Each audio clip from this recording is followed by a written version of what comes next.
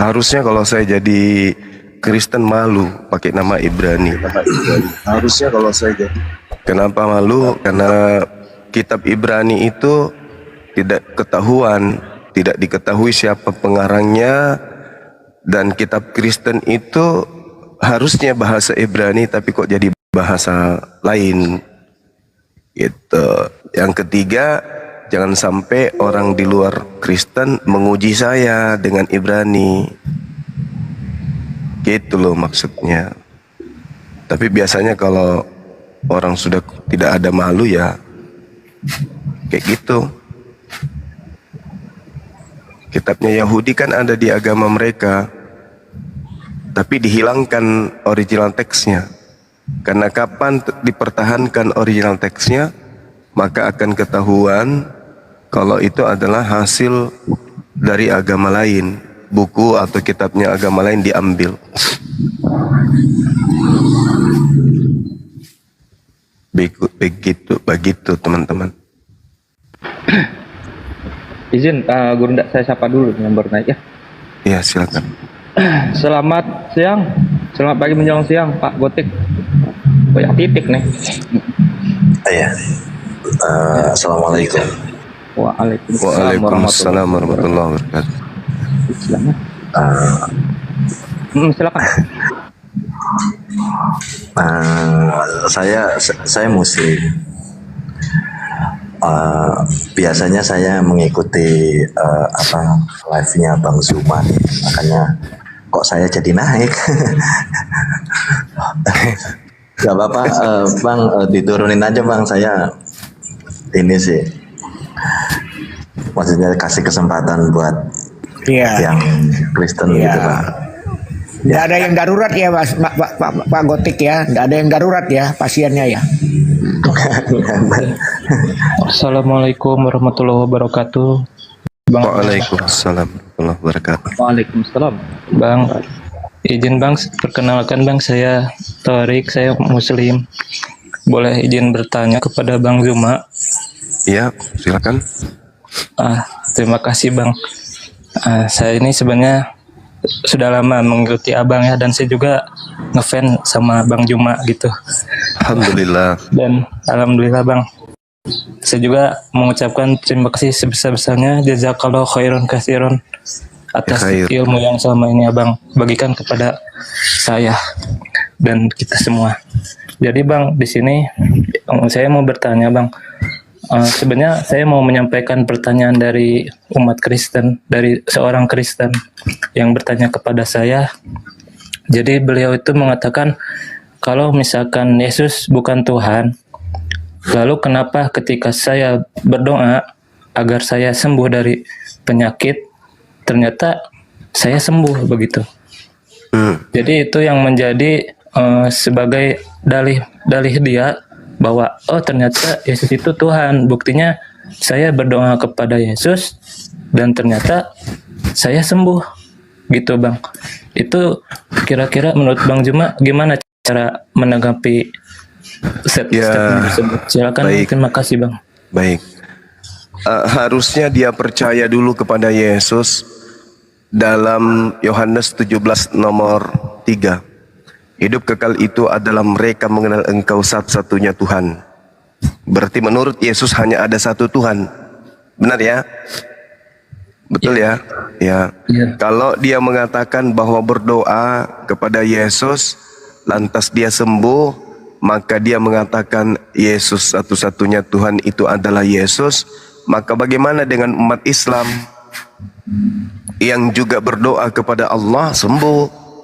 Bagaimana dengan orang Hindu yang juga berdoa kepada sembahan mereka sembuh? Bagaimana dengan orang Buddha yang juga berdoa kepada Tuhan mereka, sembahan mereka sembuh juga? Berarti gugur dong ucapan Yesus. Hidup kekal itu adalah mereka mengenal Engkau satu-satunya Tuhan. Kenapa? Karena banyak Tuhan. Hindu punya Tuhan, Islam punya Tuhan. Yang benar jawabannya agar saudara kita Kristen itu paham adalah Allah Subhanahu wa taala menyatakan dirinya Ar-Rahman. Betul Bang. Jadi Allah, sembahan umat Islam itu Maha Pengasih. Jadi kalau orang Kristen berdoa kepada Tuhannya, yang mengabulkan dan yang mengasihi mereka apa yang mereka inginkan itu adalah Allah. Kita buktikan, orang Islam masuk ke kamar, orang Kristen juga masuk ke kamar. Umat Islam kemudian mulai berdoa, Bismillahirrahmanirrahim. Duhai Engkau Allah yang Maha Pengasih lagi Maha Penyayang, Ar-Rahmanir-Rahim, yang Maha Pengasih, yang Maha Penyayang. Iyyaka na'budu wa iyyaka nasta'in. Hanya kepada Engkau kami menyembah dan hanya kepada Engkau lah kami memohon pertolongan. Lalu orang Kristen juga masuk ke dalam biliknya, berdoa juga, wahai Tuhan Yesus. Nah, kira-kira Yesus dengar enggak? Yang mendengar siapa? Allah. Berikan kesembuhan kepada saya Tuhan Yesus. Kaki saya kena urat asam, bisa tidak disembuhkan. Allah mendengarkan. Ini hambaku memohon kepada sembahan selain daripada aku, tapi karena aku malu mengatakan diriku sebagai yang Maha Pengasih, kalau aku tidak buktikan bahwa aku Maha Memberi, maka Allah kemudian mengabulkan doa sang orang kafir meskipun Allah bukan jadi tumpuan doanya. Begitu juga agama yang lain. Ketika kemudian berdoa, ya Tuhanku misalnya, enteh eleheng ente, berikanlah kepadaku rezeki. Besok pagi jabatannya naik, pangkatnya naik, gajinya naik. Siapa yang mengabulkan? Ar-Rahman, pencipta alam semesta yang ahad, yang satu. Jadi Allah menciptakan manusia, kemudian Allah mencukupi rezeki manusia, bukan dilihat dari ketaatan, tidak. Kalau umat Islam Tuhannya benar dan yang taat aja yang diberi kaya, diberi harta, maka orang akan berlomba-lomba menjadi imam. Faktanya yang kita lihat, keadaan yang sebenarnya real, justru yang bolong sendalnya kalau di masjid itu imam.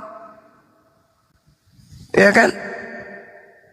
Rata-rata imam yang kemudian yang hanya konsentrasi menjadi pengurus masjid, menjadi imam masjid, menjadi penghulu umat, di mana mereka tinggal itu rata-rata kehidupannya sederhana. Justru jamaahnya yang rata-rata orang berduit.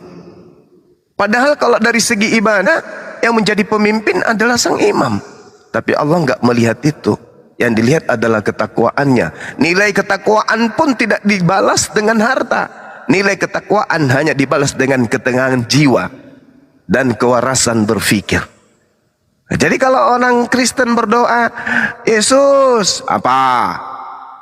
Berikan saya harta. Yesus aja susah untuk ini ganti pakaian, kayak mana mau kasih harta. Jadi begitu saudara ya. Jadi Allah itu Maha Pengasih. Allah yang memberi segala sesuatunya. Dia yang mengurus seluruh makhluknya. Mau dia kafir, mau dia kufur, mau dia kucluk, mau dia bom-bom, mau dia laknat, mau dia tulul, Allah subhanahu wa ta'ala yang mengurus seluruh makhluknya. Allahu la ilaha illa huwal hayyul qayyum. Kalau Tuhan yang di sebelah, aku tidak dapat berbuat apa-apa dari diriku sendiri. Mengurus dirinya aja nggak bisa. Dia kalau emaknya tidak bersihkan pantatnya, bau. Percaya sama saya, bau. Percaya. Kalau dia tidak nenen ketika dia bayi, maka dia besar menjadi apa? Manusia model bonsai. Percaya sama saya. Ya, jadi kalau dia berdoa ya mengabulkan doanya itu adalah Allah subhanahu wa ta'ala, bukan makhluk yang digantung terkutuk di atas pohon. Demikian. Terima kasih Bang Zuma, jazakallahu khairan katsiran atas jawabannya. Ya, sama-sama saudaraku, barakallahu fik. Baik.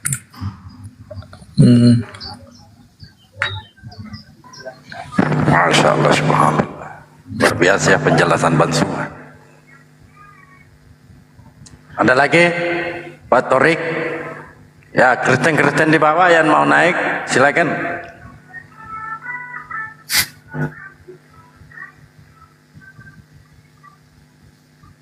Ayo, Saya kalau jadi orang Kristen malu pakai nama Ibrani.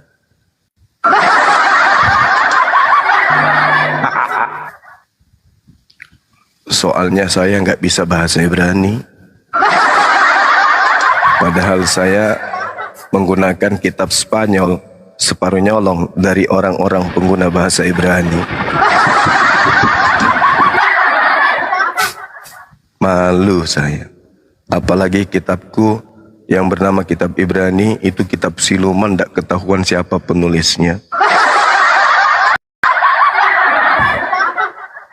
Malu betul, malu. Untung saya bukan Kristen.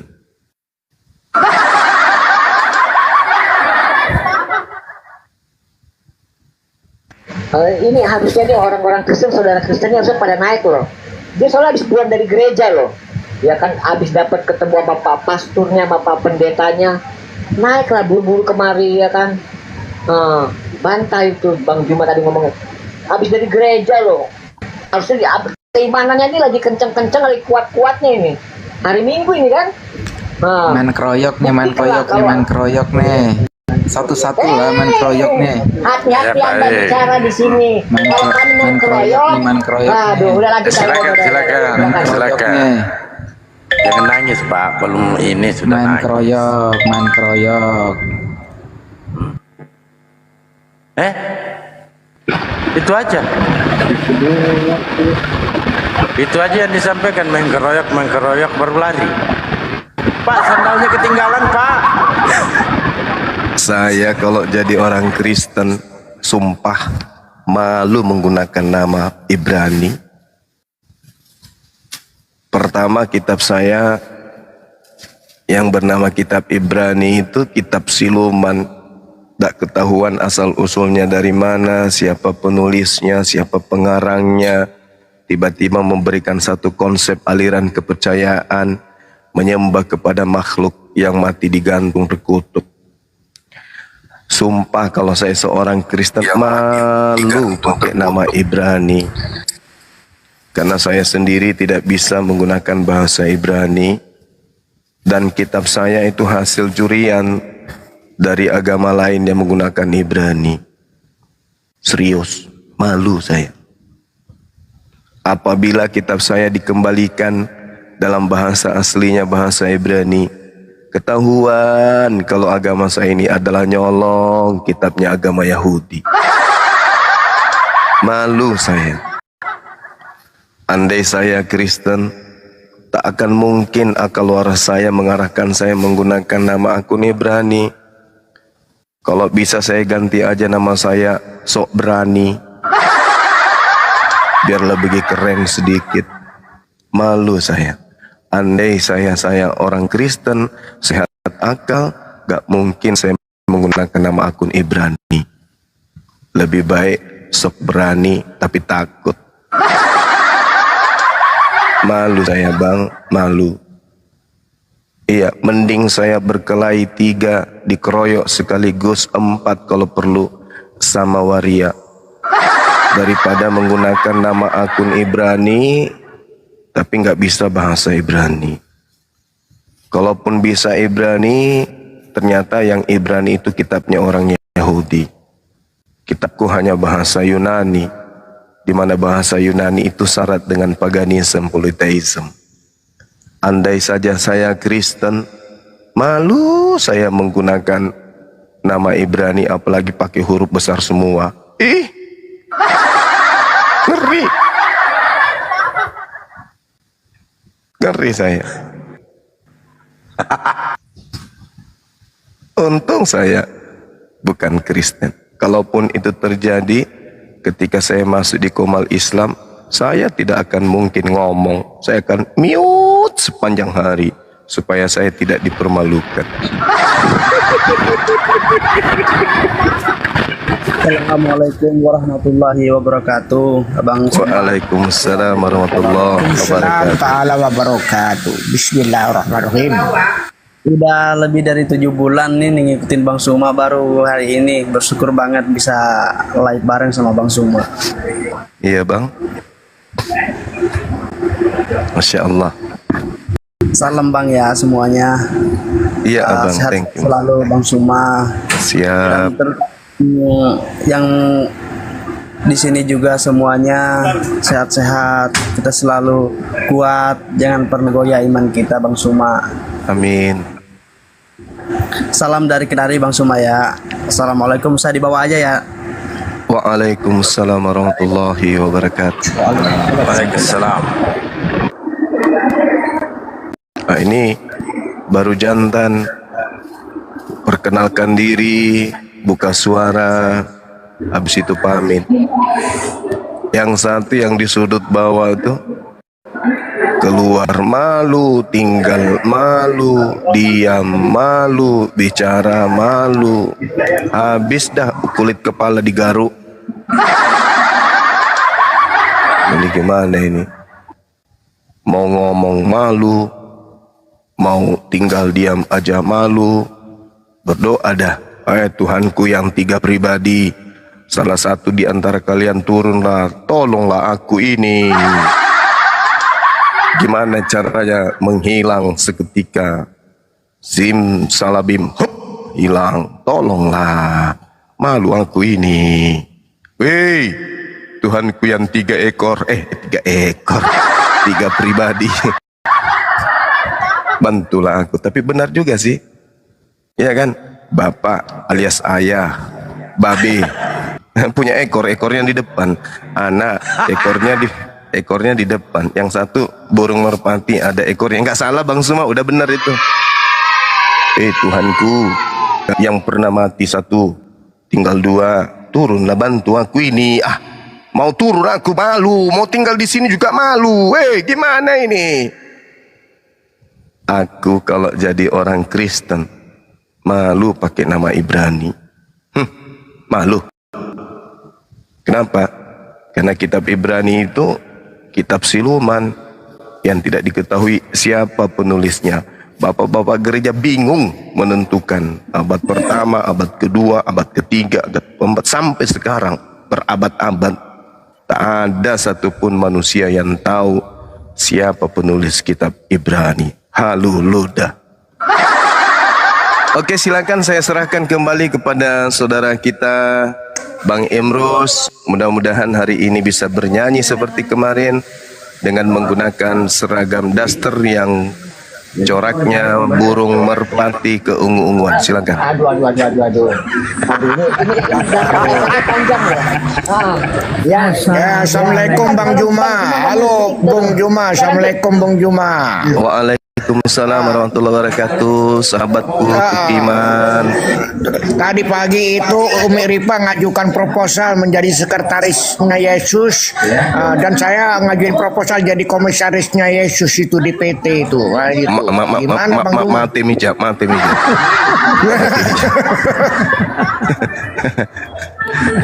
Mending saudara-saudara saya ini adakan penelitian untuk mencari tahu siapa penulis buku Ibrani. Itu lebih hebat. Lebih hebat itu. Ya, musiknya agak dibesarin sedikit Bang, biar kita joget sekalian di sini. Iya.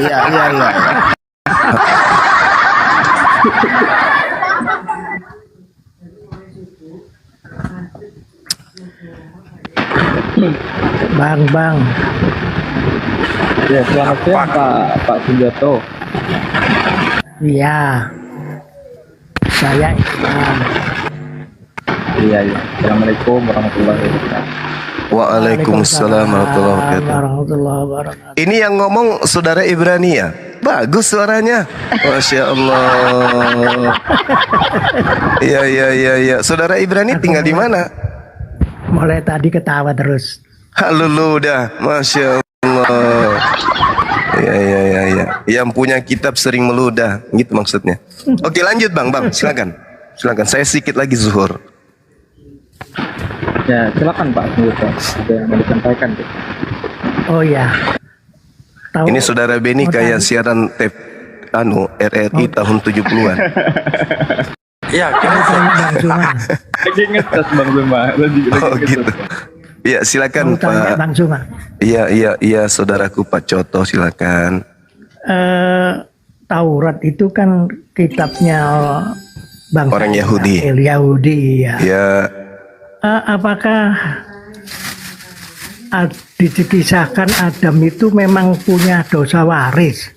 nggak ada bang, Percaya apa enggak itu? nggak ada bang, nggak ada. Kenapa Kristen bisa mempercayai kalau Adam itu menurunkan dosa waris? Mungkin bisa dijelaskan Kang Zuma. Terima kasih. Assalamualaikum warahmatullahi Iya. wabarakatuh. Waalaikumsalam warahmatullahi wabarakatuh. Jadi Al-Quranul Karim menjelaskan Bismillahirrahmanirrahim. Ya'iduhum wa yumannihim wa ma ya'iduhumus syaitan illa gurura. Setan itulah yang telah memberikan janji-janji kepada mereka dan membangkitkan angan-angan kosong pada mereka. Padahal setan itu hanya menjanjikan tipuan belaka kepada mereka. Jadi si iblis ini menipu mereka dengan mengatakan Adam itu mewariskan dosa. Padahal coba bayangkan, di dalam Bible sendiri ini abang-abang, ketika kemudian Adam alaihissalam tahu dirinya itu telah makan buah ilmu pengetahuan baik dan jahat, apa yang terjadi? Yang terjadi kemudian adalah sadar dia kalau dia dalam keadaan telanjang. Andai saja Adam tidak makan buah ilmu pengetahuan dan penciptaan Adam serupa dengan Tuhan mereka, berarti kesempurnaan ada. Dikasihlah istri bernama Hawa, dia juga memiliki kesempurnaan. Satunya jantan, satunya laki-laki pria, yang satunya lagi wanita. Perintahnya beranak cuculah. Coba kita lihat dalam Kejadian 1, 26, 27, 28. Perintahnya beranak cuculah yang banyak. Artinya Adam disetting oleh Tuhan dalam kitab mereka yang mereka ambil dari agama lain untuk beranak cucu, tapi mereka tidak tahu kalau dirinya dalam keadaan telanjang. Nah sekarang saya balik nanya kepada saudara saya Pak Coto. Pak Coto, kira-kira kambing itu tahu nggak kalau dirinya dalam keadaan telanjang, Pak? Bapak? Yang bertanya tadi, yang bertanya tadi saudara Ibrani ternyata. Saudara Ibrani, saya mau nanya, apakah kambing itu sadar kalau dirinya dalam keadaan telanjang? Tidak sadar, tidak. Tidak sadar. Nah ini saudara Ibrani suaranya bagus. Jadi kalau kambing tidak sadar dirinya telanjang tapi tetap aja melakukan apa bedanya dengan Nabi Adam? Dia akan selalu melakukan dan anak cucunya akan bertambah banyak. Apa yang terjadi?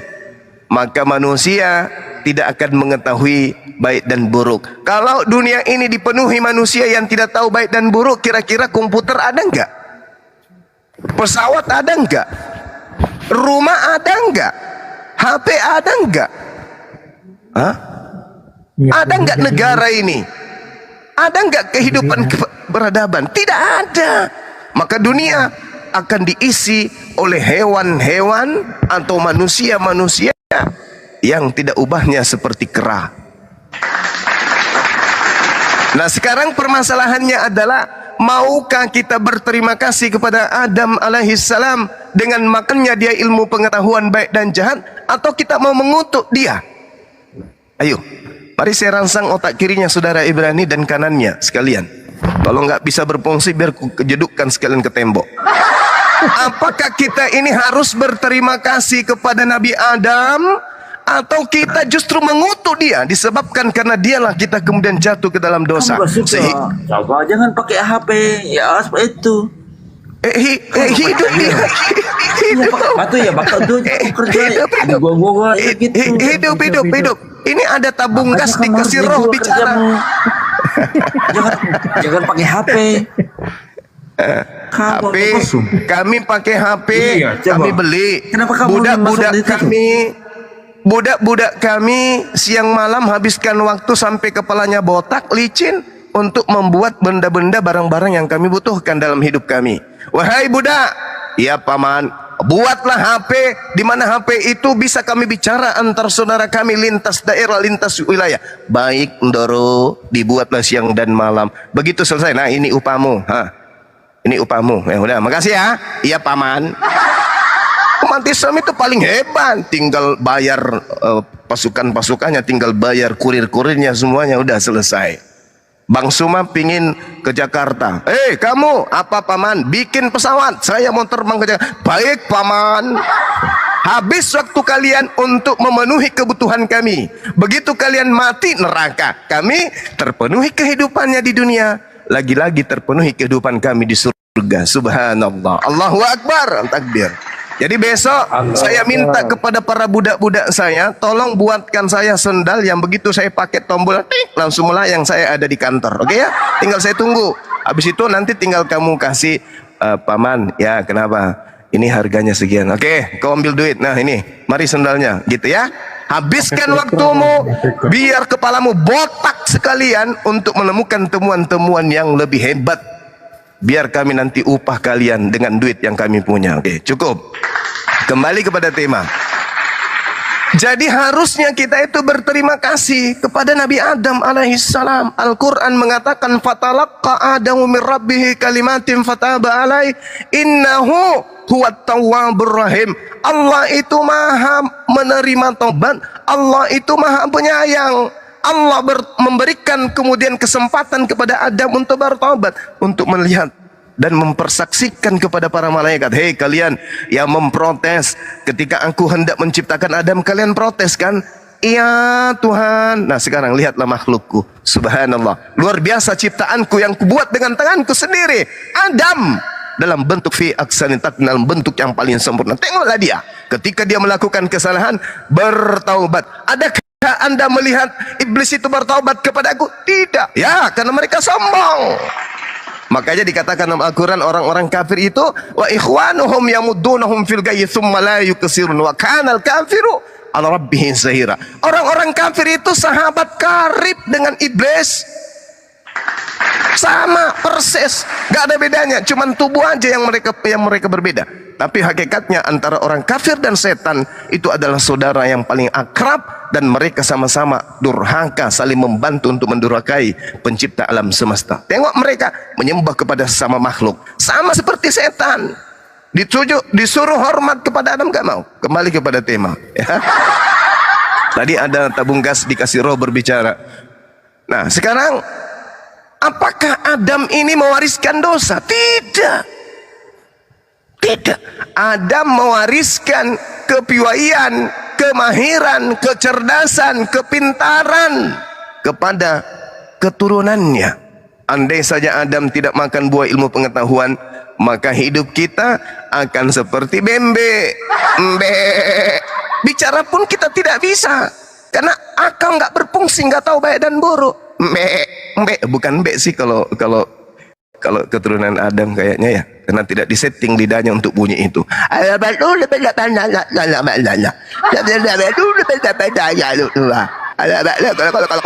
Mungkin kayak gitulah ya, setidaknya kayak gitu, karena settingan lidah, tenggorokan dan bibir serta paduan antara gigi kita itu melahirkan suara yang merdu. Oleh karena itu, andai saja Adam tidak makan buah ilmu pengetahuan, ya kita nggak tahu. Terus bagaimana mau jadi pemimpin, Cahayu? Perintahnya jadi khalifah di atas bumi. Wa isqala rabbuka lil malaikati inni ja'ilun fil ardi khalifah. Menjadi pemimpin. Tapi menjadi pemimpin sadar dirinya telanjang aja kagak. Mau mimpin apa ini coba? Saudara-saudara, kita lihat sekarang nih, kalau misalnya nih sebuah negara pimpinannya ke kantor dalam keadaan telanjang bulat, kira-kira apa yang terjadi? Nggak bisa jadi pemimpin. Maka wahai saudaraku Kristen, tinggalkan ajaran yang konyol seperti itu. Tinggalkan ajaran yang mengajarkan Anda menjadi sedeng. Bagaimana mungkin Manusia ditunjuk jadi pemimpin, tapi sadar dirinya telanjang aja kagak. Bayangkanlah kalau Pak Bom Bom memimpin gereja jemaatnya dalam keadaan telanjang. Cenat, cenut, cenat, cenut, cenat, cenut. Astagfirullahaladzim, ya Allah yang karim. Jadi gitu ya Pak, siapa tadi namanya? Pak siapa? Sahabat kita tadi? Pak Coto siapa? Terima kasih atas pertanyaan. Pak Joto. Siapa? Pak Nyoto. Ya, mudah-mudahan pertanyaan seperti ini membangun kemudian alam bawah sadar, alam sadar kita dan alam bawah sadar kita itu kemudian untuk bisa ya menerima edukasi yang baik. Teman-teman yang sudah paham ilmunya kembali untuk mengingat, teman-teman yang belum paham segera untuk mendapatkan pemahaman yang baik. Sekira begitu untuk sementara, saudara-saudara. Saya kalau jadi orang Kristen malu menggunakan nama Ibrani karena saya nggak bisa bahasa Ibrani dan kitab saya tidak diketahui dari mana asal usulnya. Sekira begitu sementara teman-teman, saya pamit ibadah 10 menit insya Allah kurang lebih. Nanti kita kembali mengudara lagi. Lanjut saya serahkan kepada Kiai Haji Dalbo, silakan.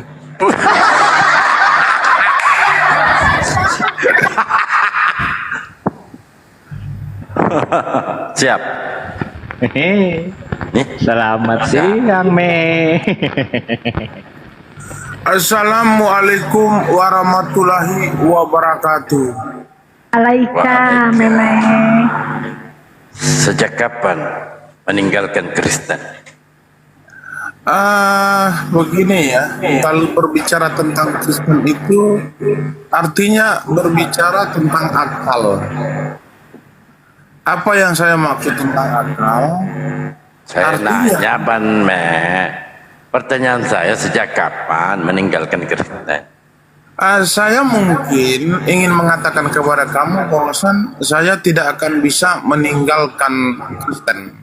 Iya Bang Slebes ya, oke. Selamat siang. Apa alasannya? Apakah karena ciuman kudus atau gimana? Ya, saya sapa dulu ya, Yohanes 17:3. Ya, terima kasih sudah menyapa seorang meme bos. Jadi Kristen itu adalah suci.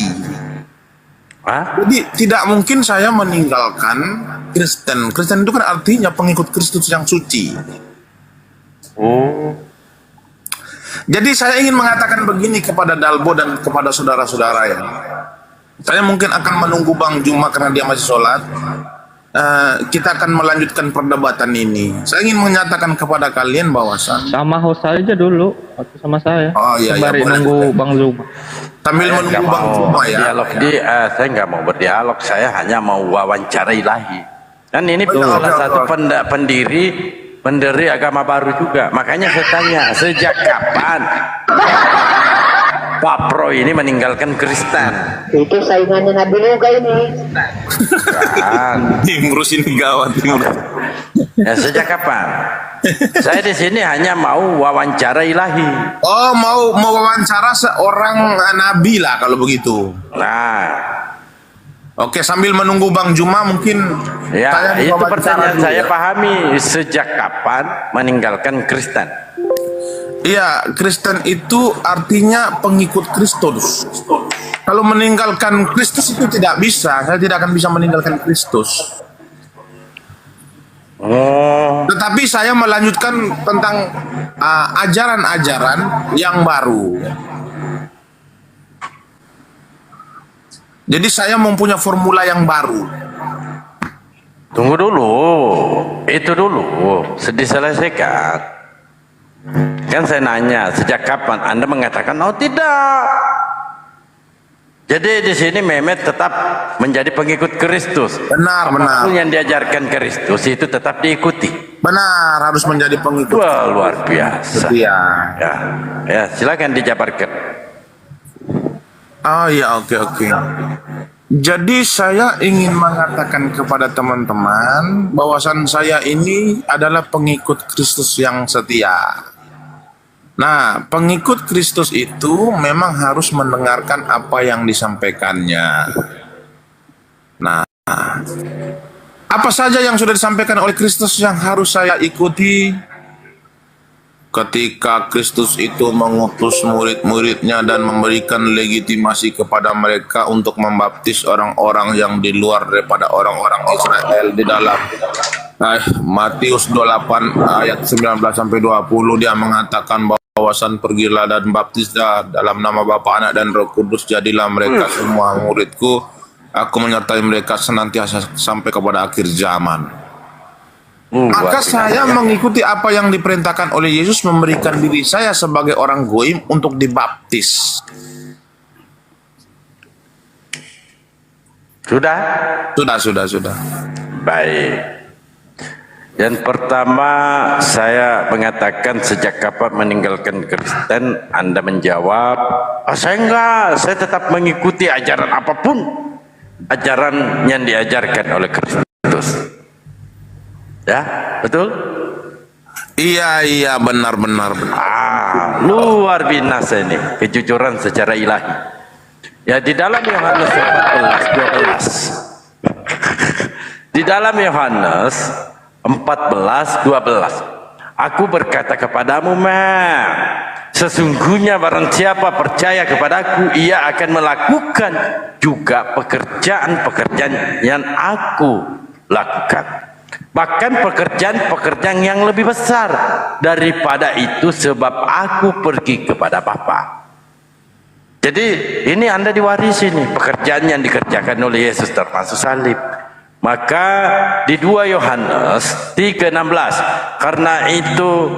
karena begitu besar kasih Allah akan dunia ini, sehingga ia telah mengaruniakan anaknya yang tunggal. Ya, jadi Anda ini harus juga di ini. Tunggu dulu, Yohanes 13. Bukan kan? Tak. Ya. Apa? Bang, aku mau nanya Bang Juma berapa menit Tunggu sholat? dulu, belum. Ini. Tadi kan ini di dalam Yohanes 14:12, betul? Betul. Jadi Mehmet ini kapan disalib kepala di bawah? Oke, saya akan lanjutkan ya. Jadi loyo lah. Ya. Jadi berkaitan tentang mengikuti Yesus itu dan mengikuti teladan Yesus dan mengikuti apa yang dilakukan Yesus itu adalah satu pemahaman yang berbeda dan definisinya berbeda-beda. Kalau berkaitan tentang Yesus disalib, apakah kami juga harus mengikuti dia supaya kami disalib? Salib itu bukanlah perbuatan Yesus. Salib itu adalah perbuatan orang-orang yang tidak mengenal Tuhan. Mereka yang melakukan itu, artinya itu bukan perbuatan Yesus. Nah, perbuatan Yesus itu juga kita mengikuti dia itu harus menggunakan logika. Logikanya begini, Yesus menghidupi orang mati, apakah kami juga harus bisa menghidupkan orang mati? Yesus bisa jalan di atas laut, apakah kami juga harus bisa mengikuti dia jalan di atas laut? Tapi kami bisa mengikuti teladan-teladan dia yang bisa kami ikuti. Contoh, dia menunjukkan teladan yang baik dengan merendahkan diri, walaupun dia sebagai Tuhan dalam keadaan sebagai manusia, dia membasuh kaki-kaki murid-muridnya. Nah, ini teladan yang bisa kami ikuti. Kalau dia jalan di atas laut, itu kami tidak akan bisa mengikuti, hanya dia yang bisa. Jadi berkaitan tentang teladan perbuatan Yesus itu, kita juga harus menggunakan logika. Maka seorang debaters handal seperti Misteri Elohim ini selalu mengedepankan akal dan logika. Itulah hebatnya saya. Makanya fans saya itu bukan hanya Kristen saja, tetapi Muslim itu ketika saya naik itu di bawah udah ketik, "Selamat siang Bang Meme, selamat sore Bang Meme, selamat malam, selamat pagi." Matt. Oke, maaf. Kan di sini ada nih. Anda kan mengaku nih pengikut Kristus. Ya, demikianlah kita ketahui kasih Kristus, yaitu bahwa ia telah menyerahkan nyawanya untuk kita. Jadi kita pun wajib. Paham kata wajib? wajib untuk menyerahkan nyawa juga. Bisa. Makanya saya katakan kita bisa menyerahkan. Tunggu dulu, makanya saya katakan kapan nih Mehmet ini mau disalib, kepala di bawah, kaki di atas. Orang Kristen itu mau menyerahkan nyawanya kepada orang lain. Itu benar. Jadi orang itu Kristen makanya nanti saya pelakunya, nanti yang saya paku. Jadi orang Kristen itu mau berkorban kepada sesama. Itu hebatnya orang Kristen. Maka saya akan katakan kepada kalian, kiamat ini kan sudah dekat. Jadi jalan keselamatan itu bukan kiamat kita bahas. Ini perkara Mehmet. Karena Mehmet mengaku pengikut Yesus. Kata Yesus, aku berkata kepadamu, men, sesungguhnya barang siapa percaya. Kamu percaya nggak nih? Percaya kepadaku, ia akan melakukan juga pekerjaan-pekerjaan yang aku lakukan. Bahkan pekerjaan yang lebih besar. Kan pekerjaan Yesus termasuk tuh. Kalau konsep Kristen itu termasuk penyaliban kan? Pekerjaan Yesus yang lebih besar itu adalah menghidupkan orang mati, jalan di atas penyaliban. laut, membuat orang buta melihat. Itulah adalah pekerjaan. Bukan penyaliban. Penyaliban itu adalah rancangan dan konsep. Rancangan dan konsep itu bukan bagian dari rancangan dan konsep. Rancangan siapa itu? Dengan rancangan dan konsep itu bukan bagian dari pekerjaan. Pekerjaan itu adalah perbuatan.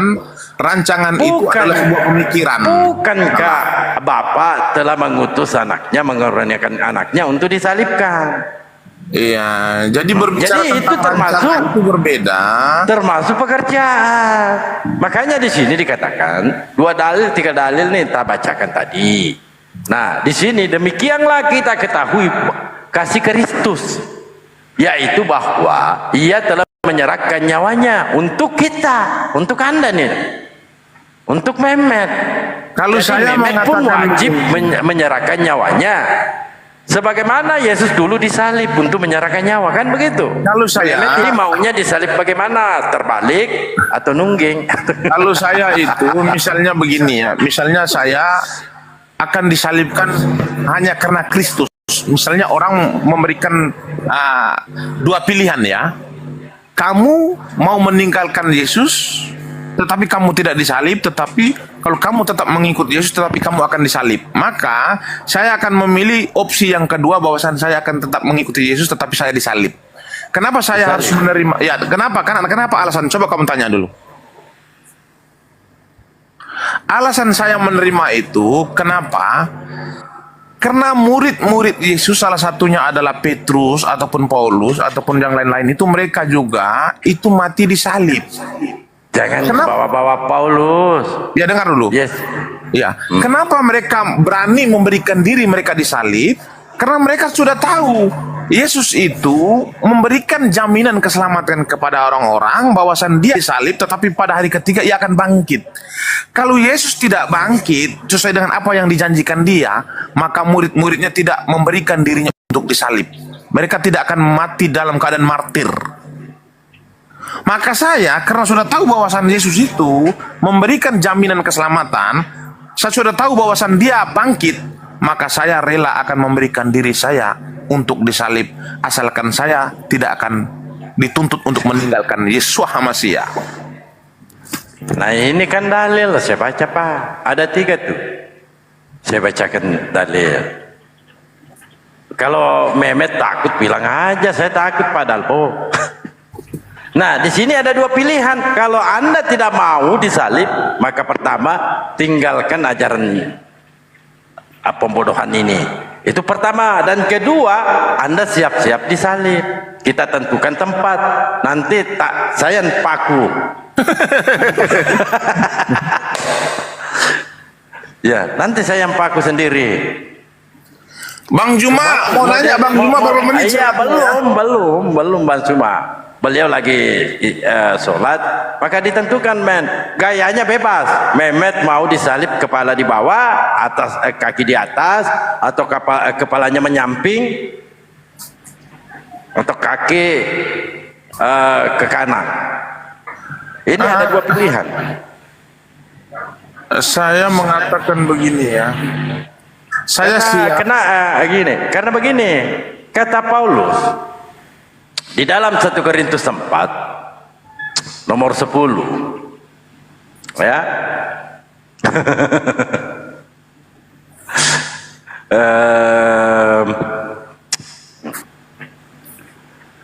Kami bodoh oleh karena Kristus. Ya. Jadi ajaran ini makanya saya katakan ajaran pembodohan. Makanya Anda dua pilih opsi. Dan pertama tinggalkan, Anda tidak disalib, dan kedua bertahan, Anda wajib disalib. Karena di sini kata-kata wajib, Bang Ben. Demikian kita ketahui kasih Kristus, yaitu bahwa Ia telah menyerahkan nyawanya untuk kita. Jadi kita pun wajib menyerahkan nyawa. Nah, dengan cara apa kita menyerahkan nyawa? Tentu dengan cara disalibkan. Karena di sini harus kita ikuti. Di dalam Yohanes 14:12, Aku berkata kepadamu, sesungguhnya barang siapa percaya kepadaku, ia akan melakukan juga pekerjaan-pekerjaan yang aku lakukan. Jadi, mana Mehmet? Kabur dia. Ya, Met, naik lagi lah Met. Enggak Iya, jadi, enggak jangan jadi. Saya kabur. enggak mau nyalip lagi Mehmet. Saya cuma bercanda kok Met. Kita bahas yang lain aja. Bercanda saya Met. Met, kalau Ibrani ini kan sudah tak salibkan. Mau turun malu, mau bertahan malu juga. Kenapa dia ya? Jadi tinggal malu-maluin.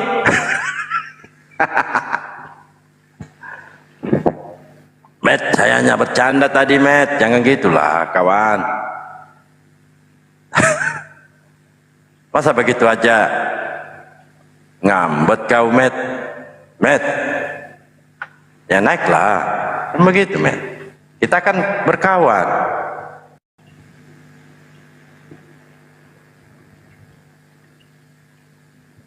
Mana Mehmet? Gimana? Enggak, ini Bang Darbo, ini enggak mencerminkan seorang nabi loh. Ya, Bang Memebos ini enggak mencerminkan sebagai seorang nabi. Bang Luga itu ya, enggak pernah loh seperti Anda ini. Aduh. Assalamualaikum Bang Darbo. Alhamdulillah. Hah? Waalaikumsalam warahmatullahi wabarakatuh. Itu Mehmetnya dia turun, itu bukan turun kemana-mana Bang Dabo, dia mau manggil pendetanya. Oh, mau disalib bareng-bareng? Iya, dia mau manggil pendeta katanya.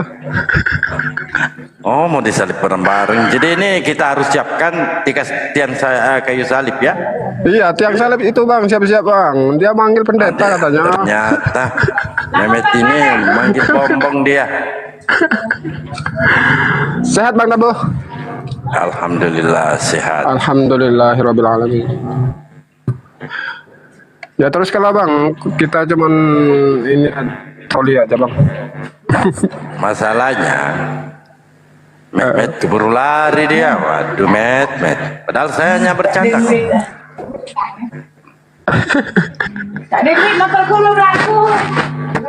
Itulah Bang, itu bukan bercanda-canda, memang nyata kok. Mereka kan seperti itu yang berbicaranya.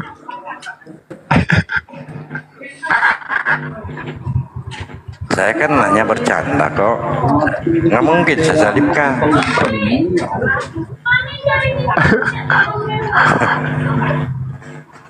Ayolah, naik. Dia lari, dia turun tuh, bukan dia turun meninggalkan pertanyaan abang tadi. Itu dia turun untuk cari pendetanya.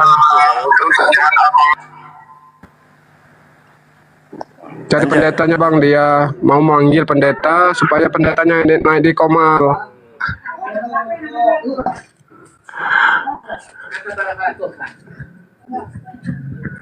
Udah pula ya, itu rugi lah. Pada mereka. Oh.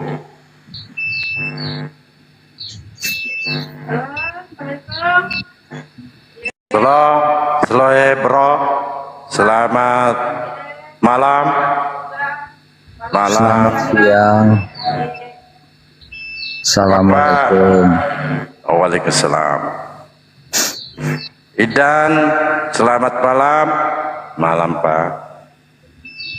Pagi, host. Pak Idam, selamat malam. Malam. Oh. Pagi, host. Idam, selamat malam. Pagi, host. Idam, lama tak jumpa nih di kandang kuda. Di kandang domba. Siapa namanya nih? Ban Bro, silakan. Ya. Mungkin ada mau disampaikan, silakan.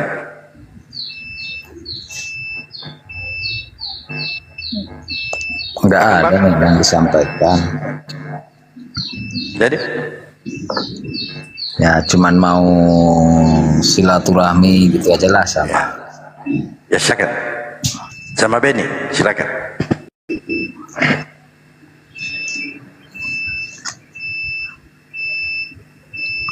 Boleh tahu tadi temanya apa di sini ya? Enggak Ya ada tema, silakan, Pak. Mas. Enggak ada tema di sini, bebas aja. Oh.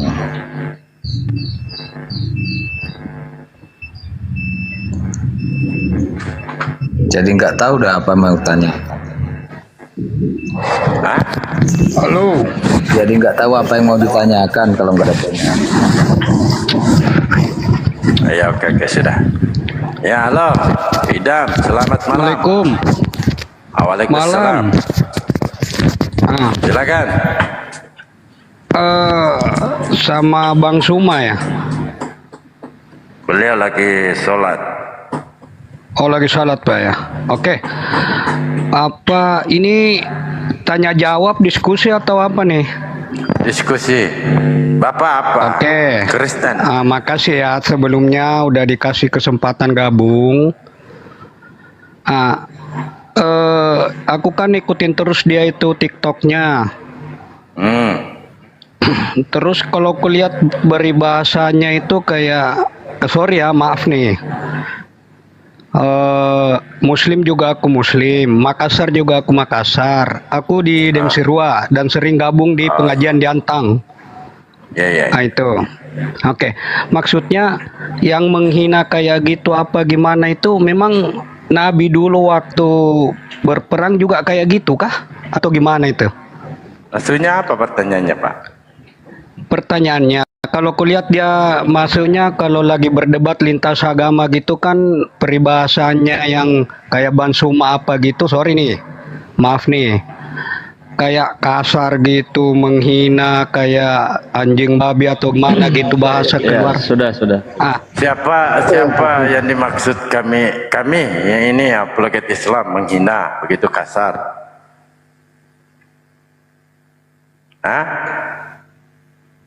Halo, Pak. Bukan Bang Darbojo, Yang dimaksud kasar menghina itu siapa?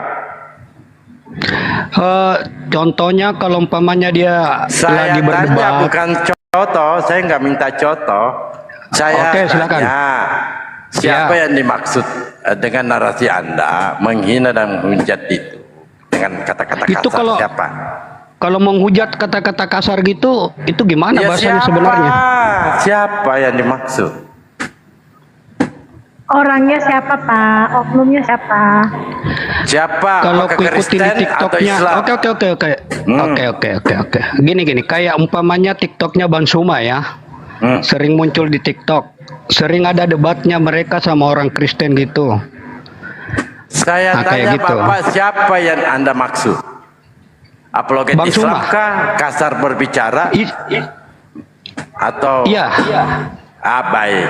Bagaimana kalau Kristen mengatakan pedo kepada Nabi kami? Oke. Sekarang saya Oke. Gimana? Diulangin dulu, tunggu dulu. Saya tanya Anda, bagaimana kalau Kristen mengatakan Nabi kami ini adalah pedo? Mungkin dia nari-nari, host. Mungkin dia nari-nari. Joget-joget ya.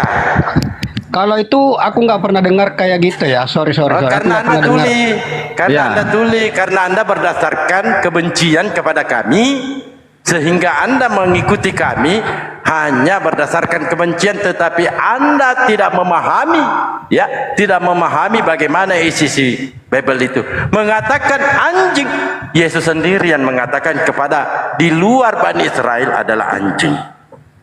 Apa yang Anda mau tangkap? Oke. Bapak, kalau nggak ada ilmu, Pak, songornya ditahan. Betul. Karena saking tidak adanya ilmu itu, makanya saya bisa nilai loh, kok tata keramanya kayak gini cara ngomongnya. Muncullah pertanyaan saya bahwa ayatnya bunyi begitu, Pak, mau gimana? Tunggu dulu. Maksudku, makanya saya bertanya nih, dulu waktu Nabi kita menyangatkan, kalau bunyi ayatnya seperti itu mau gimana lagi? Kita mau ubah. Jangan memberikan mutiara kepada babi. Kita mau ubah. Ya, oke. Enggak. Oke, terus lanjut. Oke. Apa oke? Terus Nabi Muhammad dihina, dihujat, gimana itu, Pak? Ini orang ini. Enggak, Pak. Jangan dulu makanya kita turunkan teman-teman di bawah ya, tak gaskan ini orang ini. Ya, silakan. Dia merendahkan apologet Islam, menghina kami ini. Oke, dilanjut. Kalau Anda tidak mempunyai ilmu, telinga dipasang. Ketika ada apologet Islam, dengarkan kau.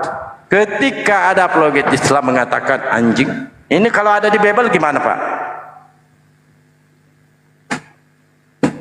Hei, contoh. Woi. Bicara aja lah kalau ditanya itu, jangan di-mute. Lupa mulutnya. Naik ke atas petantang, petenteng. Buka mute aja nggak bisa, Pak, ya.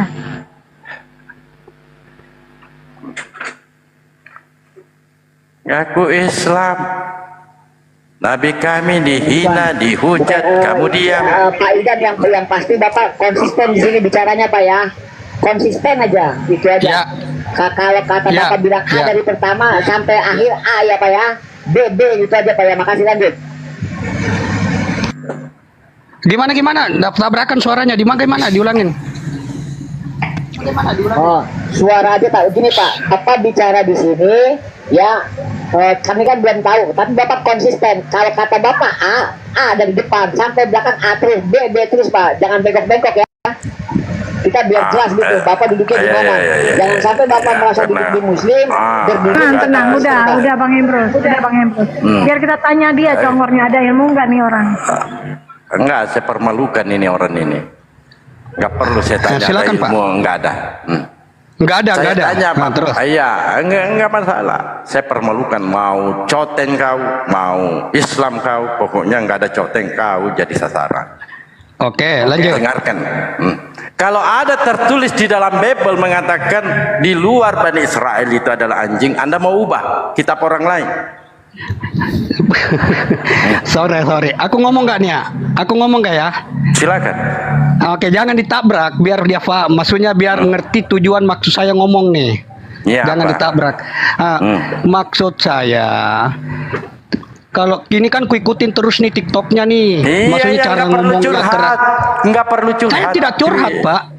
Saya tidak curhat. Saya ngambil dari sana, makanya saya gabung. Ada mengatakan narasi, kan mungkin saudara saya atau guru saya yang lain kebetulan membaca ini. Anda kan dodol, ya. Kalau ada mengatakan di dalam Bible di luar Bani Israel itu adalah anjing, maksud Anda ini mau diubah ayat ini? Tidak, jauh usah diubah. Itu kan Bibelnya mereka. Ya, kalau Bibelnya mereka, kenapa Anda keberatan? Cara ngomong, oke, saya tidak keberatan ya. Kenapa yang keberatan? Oke, saya tidak keberatan, oke. Kalau Anda keberatan, boleh nggak saya bertanya nih? Mengapa Anda mengatakan kami ini adalah kasar dan penghujat? Bukan dari gitunya. Ilmu cotenya. Ilmu cotenya keluar. Bukan itu maksudnya. Maksud saya gini, oke. Ini ternyata ayat-ayat seperti itu, ngapain Anda mengatakan kami ini adalah kasar?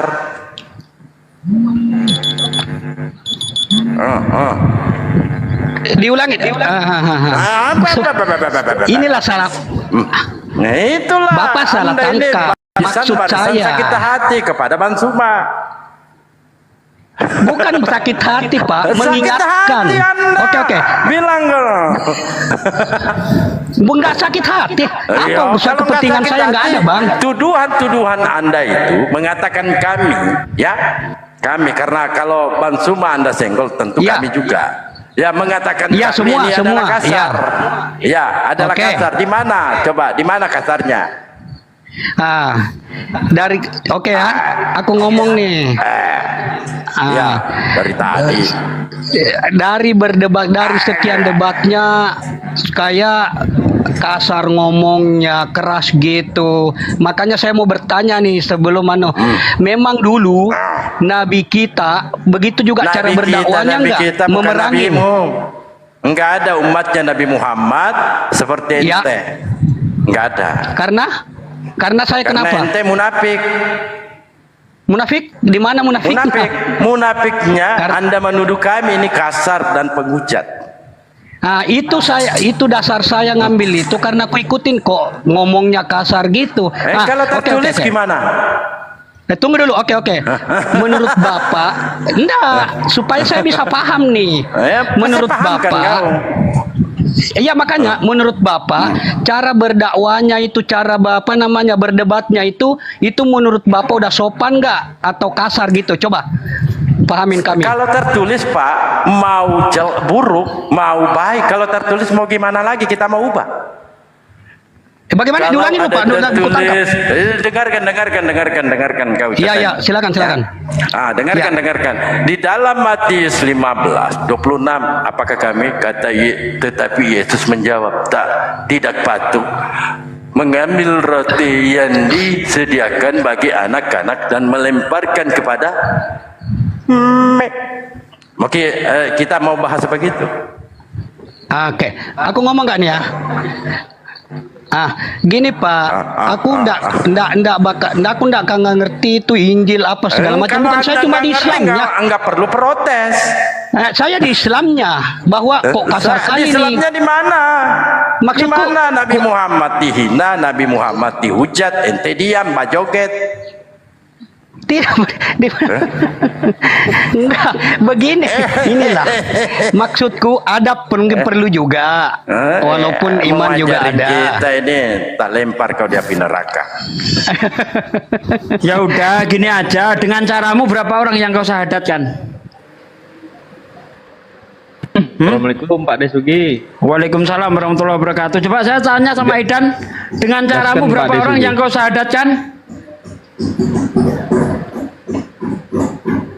Halo Idan.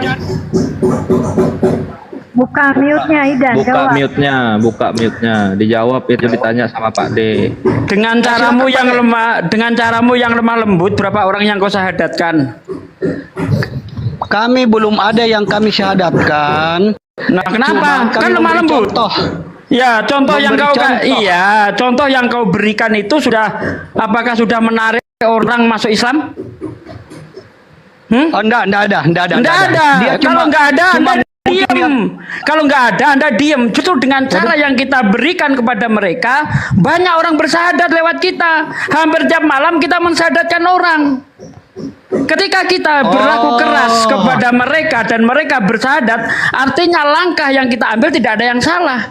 Karena kita bisa pilih-pilih mana lawan yang harus kita kerasi, mana lawan yang harus kita lembutin. Di dalam Al-Quran dikatakan, dan janganlah kalian itu berdebat dengan ahli kitab kecuali dengan cara yang ma'ruf, kecuali terhadap orang-orang yang zolim. Kepada orang yang zolim memang kita harus berlaku keras, karena di dalam Al-Quran dikatakan Muslim itu harus asida alal kufar, bersikap keras kepada orang-orang kafir.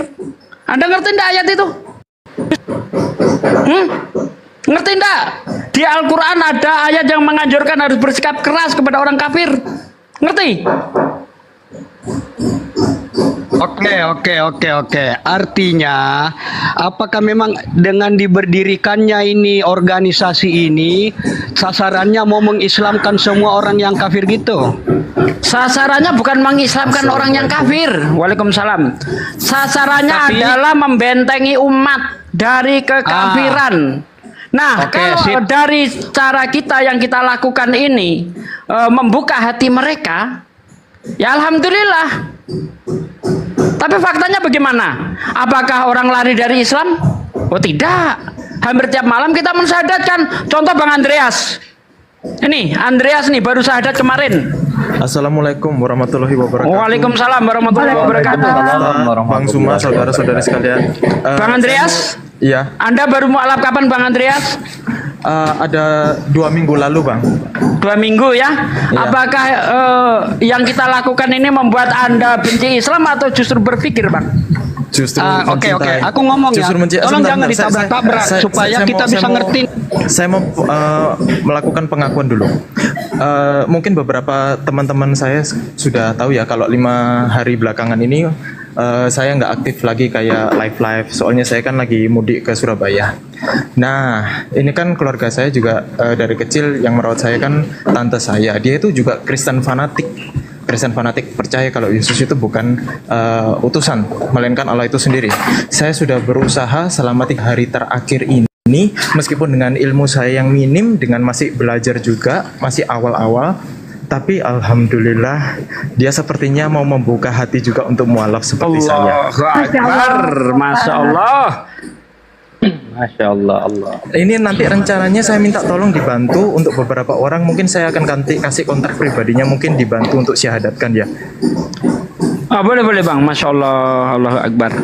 Salah. Soalnya saya juga sayang sama keluarga saya, makanya saya mau menyelamatkan mereka juga. Alhamdulillah, Allahu Akbar. Subhanallah. Ya, nanti dengan bertambahnya ilmu saya, izinkan saya menjadi apologet Islam juga suatu saat. Ya, sebelum mengarah ke sana, Bang Andreas sebaiknya belajar keislaman dulu yang dalam, ya kan? Sehingga nanti ketika kita menyampaikan tidak ada rambu-rambu di dalam Al-Quran yang kita tabrak, Bang. Ya, baik, siap. Itu yang penting. Ya, siap Pak. Ya, ini kadang ada orang-orang munafik, jangan begini, jangan begono, nabimu dihina kau diem. Malah duduk satu meja dengan mereka. Weh, pakai rok kau. Justru saya keras kepada siapa? Nah, kan begitu Bang. Saya keras kepada penghujat. Saya lemah lembut kepada orang yang berilmu. Kristen berilmu saya aja lemah lembut. Jadi tidak semua Kristen kita kerasin. Ada waktunya. Begitu. Ya, ini tante saya kasih tahu caranya kayak Bang Suma kayak gini, kayak yang lain juga apologet yang lain. Memang keras terdengar dari awal di kupingnya beliau ini, tante saya. Tapi lama kelamaan beliau jadi mikir, oh keras ini bukan berarti bohong, malah justru yang lemah lembut dengan penuh kasih, hati-hati itu bisa saja tenang menghanyutkan. Seperti itu. Mulai dari situ akhirnya beliau juga tertarik nih sama Bang Suma nih. Seperti saya awal-awalnya. Masya Allah. Bisa menghanyutkan ya. Kelembutan menghanyutkan isi dompet juga. Ini makanya tadi saya bilang kan, dengan caramu yang lemah lembut kepada kafir, berapa orang kau syahadatkan? Belum ada. Belum ada malu kau. Masa nggak bisa Anda menyampaikan Islam? Padahal kita itu disuruh oleh Allah itu mengajak kepada orang-orang kafir itu kepada jalan Allah. Ya ayyuhalladzina amanu ud'u ila sabili rabbika bil hikmah. Ajak manusia ke jalan Tuhanmu dengan cara yang kecuali orang yang zalim. Kita harus apa? Asidda alal kufar. Bersikap keras dah. Bersikap keras bukan menghujat. Ibaratnya orang sakit cukup kasih bodrek. Tapi kalau nggak diamputasi bisa ngerogotin otak nanti. Jadi ada dosis-dosis yang harus kita terapkan. Oh ini dosisnya orang ini cuma sakit panu, pakai kalpanak ditelen, kan gitu. Ini kanker hati ini, ini harus dibedah ini. harus operasi jantung ini, misalnya seperti itu. Jadi kita tahu kita ini dokter ya, dokter spiritual begitu. Gak usah nasihatin kita. Kita itu udah berpuluh tahun berkecimpung di dunia debat, ratusan orang yang kita syahadatkan.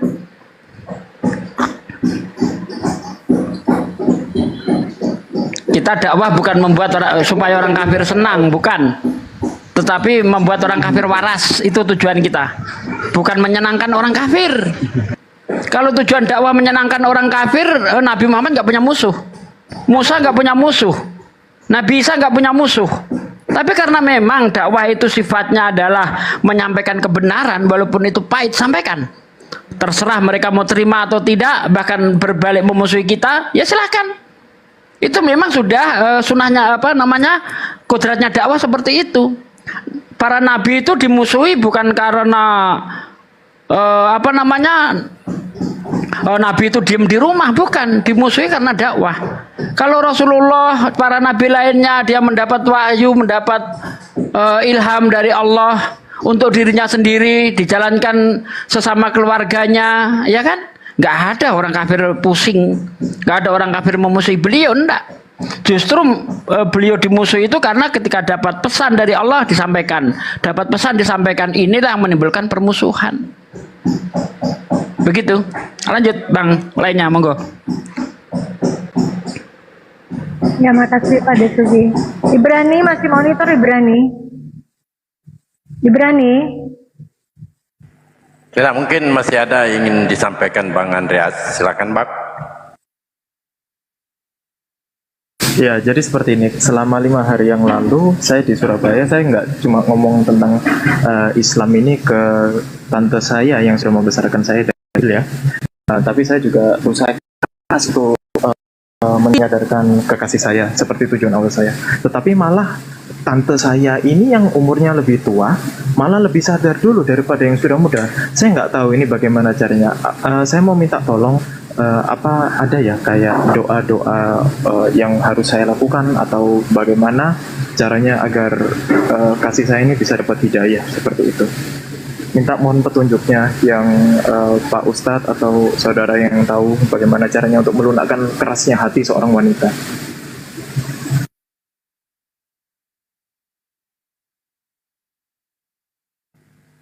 Silakan Pak De. Kita itu hanya ditugaskan untuk menyampaikan saja Bang. Tidak sampai ditugaskan untuk membuat orang Kristen itu masuk Islam. Tidak sampai ke situ. Ya, kalau kita diwajibkan untuk bisa mengislamkan orang, membuat orang itu sadar, maka Nabi Isa itu termasuk nabi yang gagal karena pengikutnya cuma 12. Nabi Nuh termasuk nabi yang gagal. Ratusan tahun berdakwah, pengikutnya cuma 49. Tetapi bukan itu. Semua nabi itu berhasil. Berhasil apa? Menyampaikan. Bukan keberhasilan di dalam berdakwah itu bukan dinilai dari berapa orang yang ikut, tapi bagaimana kesungguh-sungguhan kita menyampaikan dakwah itu. Nah, terkait dengan keinginan Anda bagus. Tetapi jangan sampai melampaui batas ya. Kalau saya nggak bisa mengajak pacar saya, berarti saya bodoh, berarti saya lemah. Nggak seperti itu. Karena hidayah itu haknya Allah. Sampaikan saja, tunjukkan akhlak yang baik kepada istri Anda, pacar Anda ya, kekasih Anda, tunjukkan saja. Ketika saya di Kristen begini, ketika saya di Islam begini. Dan bentar Bang. Dan ada doa-doa yang memohon hidayah ada. Coba nanti saya carikan ya. Ada doa untuk mohon hidayah itu ada Bang. Iya, mohon dikirimin nanti ya Pak Ustadz Sufi. Iya. Saya sudah itu memberi kayak beberapa fakta lewat YouTube juga, lewat short clip, lewat kayak bukti-bukti seperti Yesus itu juga berdoa kepada Allah dan Yesus pun melakukan segala sesuatu atas perintah Allah. Nah, itu beliau sudah tahu dan betapa kagetnya juga kekasih saya setelah tahu kenyataan di Alkitab zaman dulu itu ada yang kata-kata insya Allah. Itu dia shock terapi untuk batin dia gitu loh. Dari situ dia mulai tergerak tapi tetap masih keras, Pak Ustadz. juga banyak hal-hal lainnya yang seperti doktrin-doktrin yang sudah saya berhasil pelan-pelan patahkan, tapi saya nggak dengan menggunakan kekerasan karena saya gimana ya, mau menunjukkan Islam yang baik dan lembut sama ini kekasih saya.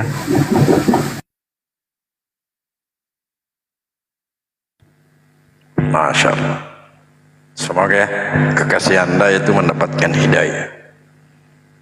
Amin, amin ya Rabbal alamin. Pak Andi, selamat malam. Kalau Ibrani, gini teman-teman yang di bawah, Ibrani ini sejadikan jimat dia.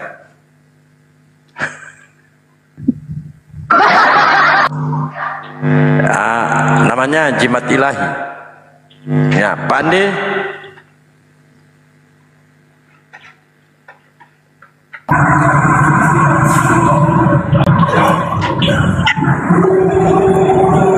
Noise. Ini kok Bapak ini di mana ini? Andi? Iya, halo.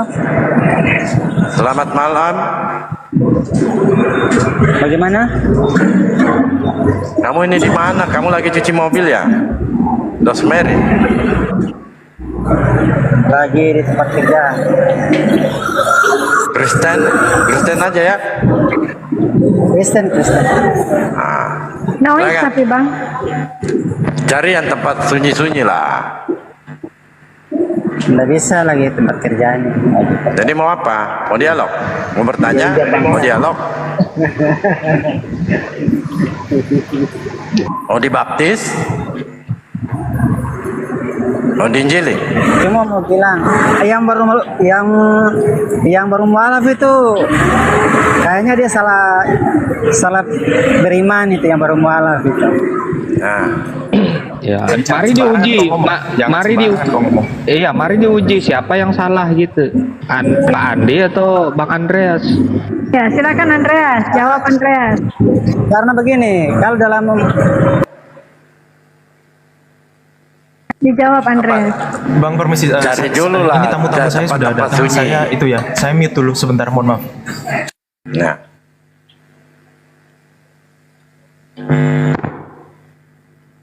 Masya Allah, kali ini saya sambil kerja, mohon maaf ya, saya nggak bisa ngomong dulu, sebentar aja, saya menyimak dulu, izinkan saya. Siap, gagal lagi nih, ganteng nih. Ini Pak Andi ini coba tampilkan juga pesonamu. Jangan-jangan muka semua. Jadi menurut Anda iman yang benar seperti apa, Bang Andi? Iman yang benar itu ya percaya kepada Tuhan Yesus sebagai keselamatan. Itu ayatnya di mana, Bang? Karena tidak ada jalan lainnya untuk masuk surga kecuali melalui Tuhan Yesus. Oh gitu. Itu ayatnya di mana, Bang? Kisah 4 ayat 12. Enggak, yang kata Yesus sendiri. Kan harus Yesus yang harus dijadikan sumber. Kata Yesus melalui hambanya. Mana Kisah Para Rasul 4 itu kata siapa? Kata Lukas, jangan ngawur. Kata Lukas dari mana? Itu lah. Yesus sendiri pernah nggak mengaku dia Tuhan, Bang? 011 20 Jombang. Yesus sendiri pernah nggak dia ngaku Tuhan, Bang? Yohanes 13 ayat 13. Yohanes 13 bahasa aslinya gimana, Bang? Kurios. Tuhan dan Tuhan sama, kurios. Oh, kurios. Berarti pemilik keledai Tuhan juga, Bang. Karena pemilik keledai juga kurios, Bang. Iya sama, kurios. Berarti Tuhan juga. Kan kurios. Iya, berarti matinya. Kenapa? Berarti pemilik keledai Tuhan juga. Penguasa, kan dia penguasa. Nah ya, berarti penguasa juga kan pemilik keledai kan? Ya iyalah. Nah, apa bedanya Yesus sama pemilik keledai? Jadi begini, jadi Sugi. Bentar. Apa bedanya Yesus dengan pemilik keledai? Jadi begini, yang kalian percaya itu Allah itu ada tidak tuh? Ada lah. Kenapa nggak ada? Ada di mana? Ada di Ars. Biar orang mualaf ini tahu, biar orang yang ada di Ars. Kalau Tuhan itu menduduki sebuah tempat, dia bukan Tuhan, itu makhluk. Makanya Yesus itu bukan Tuhan. Karena dia itu punya tempat, maka dia itu makhluk. Gitu loh. Berarti Tuhanmu makhluk, karena hanya makhluk yang punya tempat, yang menduduki tempat itu hanya Tuhan bermakhluk. Bagaimana mungkin Tuhan bernonot? Mana ada Tuhan bernonot?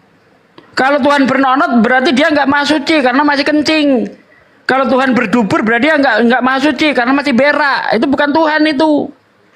Masa Tuhan berak, Tuhan punya nonot, Tuhan mimpi basah. Terus Tuhan apaan kayak gitu? Tuhan ditonjok, diludahin. Ditonjok, diludahi. Ini Tuhan apa ini? Coba, itu hantu itu. Jadi ya, kalau alasannya hanya kurios lalu dianggap Tuhan, maka pemilik keledai itu harus dijadikan Tuhan. Karena lebih kaya pemilik keledai daripada Yesus. Yesus ini kere, nggak punya apa-apa. Apa yang dikuasai Yesus coba? Paling tidak kalau pemilik keledai menguasai keledainya. Lah Yesus apa yang dikuasai? Kata Yesus, serigala punya liang, burung punya sangkar, tapi anak manusia mau meletakkan kepala saja tidak punya tempat. Yesus kere, apa yang dikuasai? Coba. Paling tidak pemilik keledai itu lebih hebat, dia punya keledai. Bahkan iblis lebih hebat daripada Yesus, karena iblis pernah mau memberi kekuasaan kepada Yesus. Anda baca di dalam Lukas 4 ayat 6. Jikalau kamu mau bersujud kepadaku, niscaya akan aku berikan segala kerajaan yang ada di dunia ini, karena segala kuasa dan kemuliaannya telah diberikan kepadaku, dan aku berhak memberikan kepada siapa yang kukehendaki. Iblis lebih berkuasa daripada Yesus. Coba kapan Yesus pernah mau memberi kekuasaan kepada iblis? Kan nggak ada. Iblis lebih hebat daripada Yesus. Kalau alasannya berkuasa itu Tuhan, maka iblis lebih hebat daripada Yesus, dia lebih berkuasa. Gimana? Mingkem kau.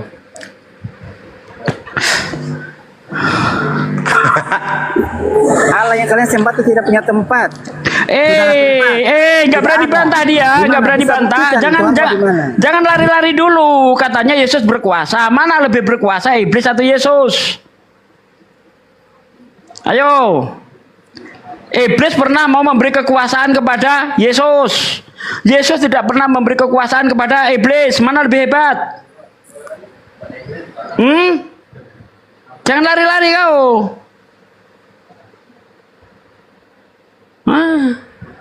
Masa cuma kayak gini? Ya. Ini debatnya anak kecil, pakai dalil dong.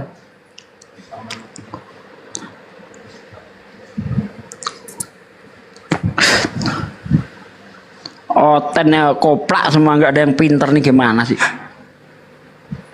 Yang cerdas sudah masuk Islam kayak Bang Andreas. Ya, ganteng lagi. Ganteng lagi, Allah Akbar. Ganteng lagi. Yang tinggal yang ini nggak ada otak. Yang koplak-koplak. Pade, tinggal yang dongok-dongok kayak Bang. Iya, tinggal yang dongok doang. Cuma gara-gara kurios selalu dianggap Tuhan. Pemilik keledai kurios, kenapa nggak dituhankan? Oh ya, karena berkuasa Yesus. Iblis lebih berkuasa daripada Yesus. Oh, iblis pernah otong-otong Yesus, pernah gendong Yesus. Pernah iblis Yesus gendong iblis? Nggak pernah kan? Oh, lebih hebat iblis dong. Yesus diotong-otong iblis, ditaruh di bumbungan bait Allah, dipindah lagi ke atas bukit, ya kan? Dikuasai oleh iblis Yesus. Apa nggak lebih hebat iblis daripada Yesus kalau begitu? Otak dipakai kalau mau menuhankan sesuatu itu, jangan cuma modal imani doang. Diberi punya, nanti takutnya ketika orang kalau memang ke Islam itu ajarannya setan, kenapa Islam itu tidak nyembah Yesus? Karena yang nyembah Yesus itu cuma setan. Mana ayatnya? Lukas 8 ayat 28, Markus 5, ada orang kerasukan iblis. Dia tidak tinggal di rumah, dia tinggal di kuburan. Ketika lihat Yesus, dia langsung menyembah. Lah ini setan ini. Yang menyembah Yesus itu orang yang kerasukan setan. Itu ayatnya, baca itu. Lukas 8 ayat 28, Markus 5 ayat 13, baca. Nuduh setan, orang dia sendiri ngikuti setan. Gimana sih? Coba yang nyembah Yesus pertama kali siapa? Yohanes? Enggak. Para murid Yesus? Enggak. Siapa? Orang yang kerasukan iblis yang nyembah Yesus. Ayatnya mana? Lukas 8:28 atau Markus 5. Anda baca itu dari ayat 4 sampai ayat 13 tuh, baca baik-baik di situ. Setelah dia sembuh, nggak kerasukan iblis, nggak nyembah Yesus lagi dia. Ngomong apa lu? Pokoknya Berarti Yesus kalau Tuhan. Pak Disuki berarti kalau waras enggak nyembah Yesus ya? Enggak ada ceritanya dia nyembah Yesus lagi, enggak ada. Kalau orang yang kerasukan iblis aja dia baru nyembah Yesus. Ya contohnya si Andreas ini kan, setelah waras nggak nyembah Yesus lagi dia. Kemarin waktu dia kerasukan iblis nyembah Yesus. Nah, sekarang udah sembuh dari gila dia. Pertanyaannya nih Pak Andi, ini kapan warasnya? Ini contoh Bang Andreas nih udah sembuh dari gila nyembah anak orang lu kan. Gila karena nyembah anak orang itu hanya bisa disembuhkan dengan apa? Asyhadu alla ilaha illallah wa asyhadu anna muhammadar rasulullah. Itu doang obatnya. Nggak ada lagi. Selama nggak mau mengucapkan kalimat syahadat, selamanya gila nyembah anak orang. Percaya deh.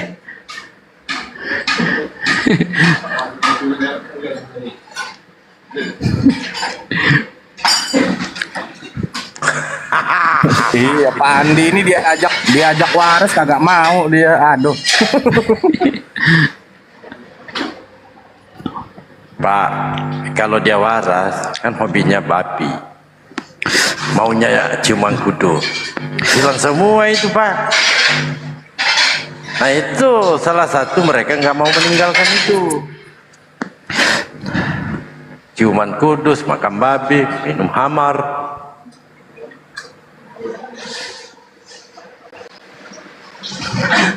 Dah nggak ada perlawanan, aku mute. Cobalah Pak Bang Andi, kalau Bang diajak Andi, ngobrol atau ngobrol itu nyambung dikit lah, jangan ngerocos. Ya, Bang Andi, saya mau tanya, Yesus kan nggak minta disembah tuh, terus Anda dari mana kok mau menyembah Yesus, Bang Andi? Tolong kasih tahu jawabannya dong, saya penasaran soalnya tuh. Sugi, bisa mau tanya? Itu pertanyaan mualaf itu, masih bau-bau mualaf, karena baru masih hitungan hari. Jawab dulu itu Bang Andi. Tahun berapa syahadat itu ada dalam ajaran agama Islam? Tuh kan kagak nyambung saya bilang. Orang nanya tahun berapa? Saya bertanya, bukan ini. Saya bertanya, tahun berapa syahadat itu ada dalam ajaran Islam?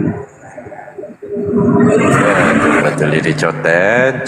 Kau jangan cuma mau tanya doang tuh, ditanya sama mualaf tuh bisa jawab enggak? Takut. Siapa duluan yang takut. Orang dia ditanya nggak jawab kok malah nanya, bilang saya takut. Itu dijawab dulu, nanti saya jawab. Itu dijawab dulu tuh. Kamu nyembah Yesus, udah turunin, nggak bisa debat dia, turunin. Gak ada gunanya orang kayak gini. Ini gila permanen, orang kayak gini gila permanen. Kok ditanya sama mualaf, siapa yang menyuruh kau nyembah Yesus? Nanya balik kan gila namanya kan. Kayak saya hanya ingin meluruskan, dia dibilang takut. Nah ini contoh orang gila itu. Memang nyembah anak orang itu berdampak sistemik. Otak koplak, ya kan. Akhirnya gila dia. Orang ditanya baik-baik, cekit, kayak anak-anak aja lo debat lo. Mana Kristen yang pinter naik sini? Kalau perlu yang hafal Bible kayak saya ada ndak?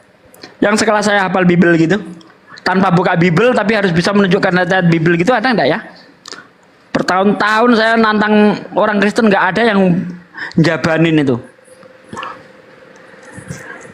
Pak Ustadz Sugi, saya mau tanya nih. Ya Bang. Apa ya orang Kristen itu padahal sudah tahu loh di Bible-nya itu jelas benar-benar jelas dikatakan bahwa Yesus itu hanya utusan, Yesus itu juga berdoa, Yesus itu hanya anak manusia, Yesus itu rasul. Tapi kenapa mereka sendiri yang baca itu mereka nggak percaya ya Bang? Padahal itu hitam atas putih loh Bang. Sudah ada bukti bahwa Yesus juga berdoa. Kau nanya yang ahli kitab Alkitab, kau nanya sama Sugi itu nggak tahu apa-apa. Kalau kamu nggak tahu apa-apa. Open cam yuk. Open cam yuk. Tian, open cam yuk. Debat dengan saya tanpa buka Bible yuk. Siapa yang lebih jago Bible yuk? Bang, berani? Mereka ini saudara-saudara kita Muslim. Itu lu tuh paham Alkitab daripada Anda dan saya. Buka room, berdebat kau sana. Di sini keroyok. Saya buka room tapi open cam tanpa buka Bible ya, berani? Saya bukakan sekarang. Ayo itu tuh di room itu di situ ditunggu kau. Ayo. Saya buka room, saya buka komal sendiri. Kau naik. Kalau di sini tapi syaratnya harus open cam, berani? Cuma aja suruh ke sana cuma. Pakai rok aja lo kalau nggak berani lo. Saya jabanin, saya buka room, tapi kamu masuk ke komal saya, debat kita sendirian di situ, open cam, tapi tanpa buka Bible. Saya nggak berani ditanya. Itulah yang nggak berani ditanya. Udah. Mau saya tanya. Main rotos doang. Mau saya tanya. Iya. Apa kayak gitu tuh? Makanya politik debat kayak anak-anak doang. Lihat Andrea sadar sudah jadi Islam, kok yang kepanasan tante. Ya iblis mana seneng kalau ada orang waras dari gila. Maunya dia iblis itu ya orang gila semua nyembah anak orang. Nabi kau yang gila nak. Loh, bukannya Yesus yang gila, Markus 3 ayat 21. Kalau Nabi Muhammad orang kafir musuhnya yang mengatakan dia gila, wajar. Namanya juga musuh. Kalau perlu dijelek-jelekin. Lah ini kaum keluarganya sendiri mengatakan Yesus gila. Gimana sih lu? Ketika kaum keluarganya mendengar hal itu, ya mereka hendak mengambil dia karena menurut mereka dia sudah gila, lah kan? Terus ini enggak yang lucu gini Bang Dalbo. Udah orang gila disembah orang gila. Yesus gila di dalam Markus 3 ayat 21 bentar. Disembah orang gila Markus 5. Berarti ada orang gila disembah orang gila. Parah. Aduh. Kalau dengan ini mungkin agak ini karena berdialog kita ya. Kalau sama Mbak Seripa ini. Iya, Mbak Seripa masih mending ini ajak dialog, nyambung daripada yang tadi. Selamat malam Pak Mbak Seripa. Selamat siang Bang Dalbo, Ustadz Sugi, lama nggak jumpa ya Pak Sugi. Oh ya Mbak Seripa. Apa yang mau didialogkan? Sehat. Nah, alhamdulillah sehat. Gimana Mbak Seripa? Apa yang mau didialogkan? Apa ya? Saya nggak tahu apa yang mau didiskusikan. Apa aja dah Pak. Asalkan itu tadi. Ya sip. Itu tadi mualaf kita Bang Andreas nanya, orang Kristen nyembah Yesus itu atas perintah siapa? Itu yang ditanyakan. Coba dijawab Mbak, siapa tahu dengan ada jawaban yang pasti tepat dia bisa balik lagi ke Kristen. Oh, Bang Andreas ini dari Kristen dah masuk Islam. Iya, baru kemarin sore. Dari Katolik. Oh, dari Katolik. Ya nggak apa-apa, itu kan pilihan imannya. Kalau saya meyakini kita menyembah Yesus sebagai Tuhan itu karena memang Bapa ya, Allah Bapa yang memerintahkan itu. Ada ayatnya. Perintahnya di mana?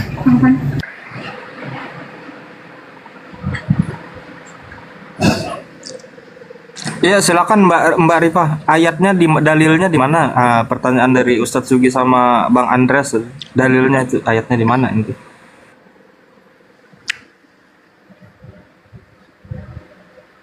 Oke, dalilnya kebetulan saya barusan nih baca Kisah Para Rasul 2 ayat yang ke-36.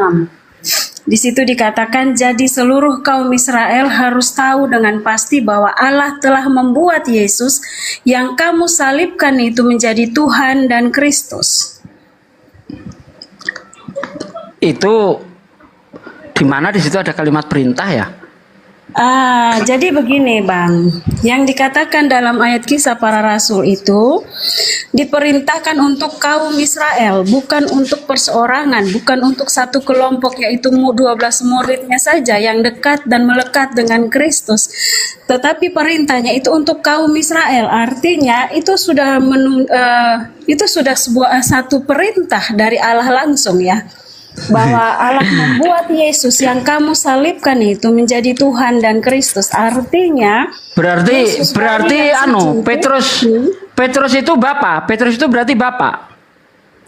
Maksudnya Petrus gimana? Maksudnya bapak? Nah, itu kan khotbah Petrus. Jadi nah, ya. Yang ditanyakan oleh Andrea di mana perintah perintah Bapa untuk menyembah Yesus. Ya kan? Nah, Anda memberi khotbahnya Petrus. Apakah Petrus itu Tuhan Bapa? Ya. Petrus itu kan sudah dipenuhi Roh Kudus sehingga dia menulis atau berkhotbah seperti ini bukan atas dirinya sendiri. Di mana dia dipenuhi Roh Kudus? Ketika Yesus menghembuskan Roh Kudus kepada 12 muridnya itu, apakah dia mau mengakui itu? Tapi mencatat loh bahwa Yesus menghembuskan Roh Kudus atas murid-muridnya, dan ketika mereka dipenuhi oleh itu, mereka mampu menulis, mampu mengingat akan semua kejadian, sejarahnya ditulis secara baik. Berkata itu oleh karena Roh Kudus, bukan karena kedagingan mereka, tidak. Alkitab mencatat itu.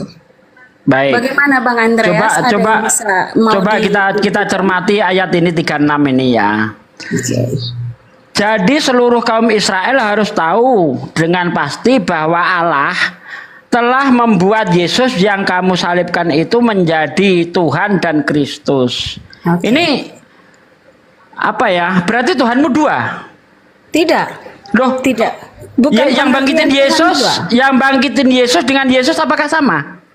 Loh, kita bicara di sini bicara tentang Tuhan dan Allah. Lah Tuhan, Allah itu bukan Tuhan. Allah itu bukan Tuhan. Bentar. Allah itu bukan Tuhan. Yang dimaksudkan dari Bani Israel dikatakan Tuhan bagi mereka itu adalah satu kehormatan. Oh, satu kehormatan, bukan Sang Pencipta. Jadi di sini kita harus membedakan. Loh, Firman mampu menciptakan. Oleh karena Firman segala sesuatu jadi. Mbak Serifa. Sehingga dikatakan bahwa sebelum Abraham ada, dia sudah ada.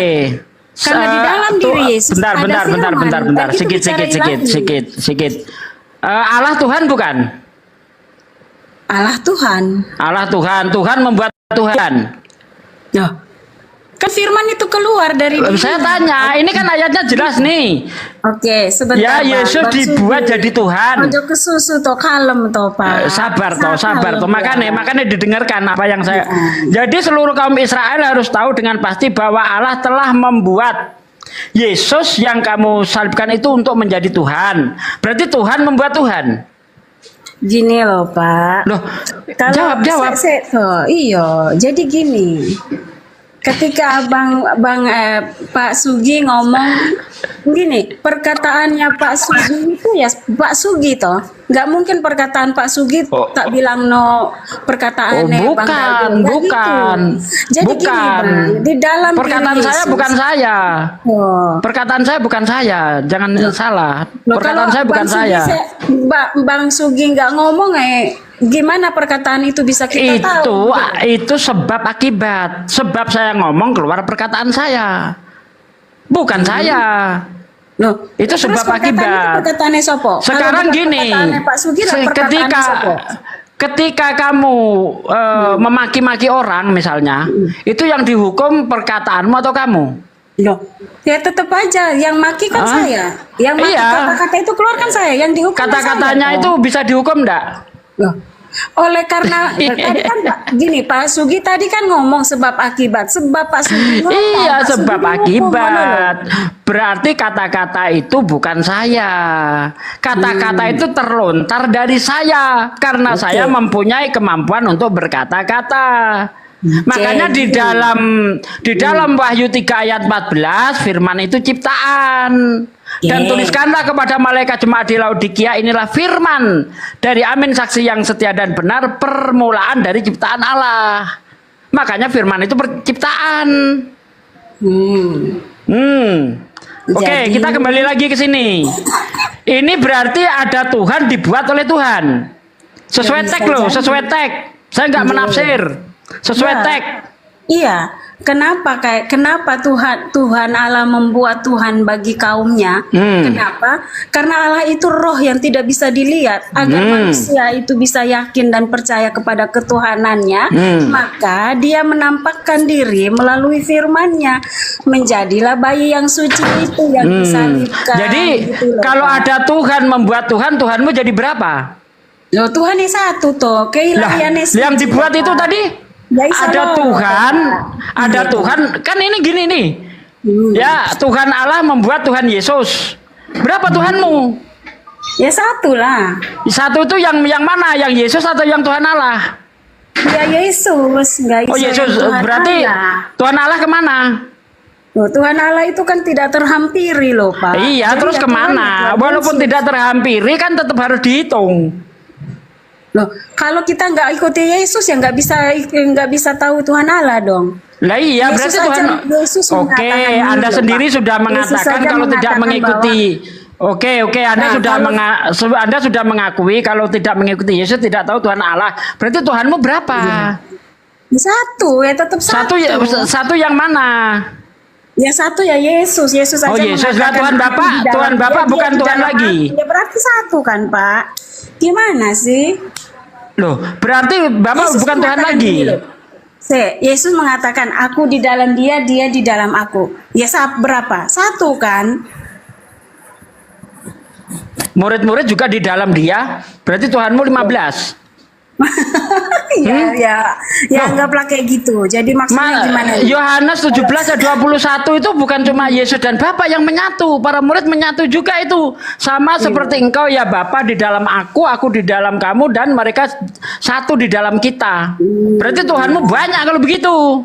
Iya, saya juga bisa dibilang Tuhan kok Pak. Oh gitu. Jadi Tuhanmu itu gini loh Pak Sugi, beranak Pak pinak. Dalbo juga bisa dibilang Tuhan. Ini kan roomnya Pak Dalbo. Misalnya Pak Dalbo mau ngeluarin saya juga itu haknya Pak Dalbo kan gitu.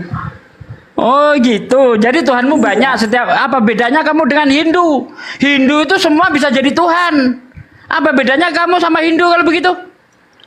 Ya nggak tahu saya Pak. Jadi maunya gimana? Karena Hindu begitu. Hindu itu setiap benda bisa jadi Tuhan dia. Makanya Tuhannya Hindu jutaan. Kalau begitu Tuhanmu bukan cuma satu, jutaan kalau begitu. Ya, jadi gini ya Pak ya. Kenapa Yesus Kristus itu adalah Tuhan? Karena Yesus Kristus itu Tuhan bagi kemuliaan Allah Bapa. Itu Dimana itu? Mencatat itu ya Pak. Di mana?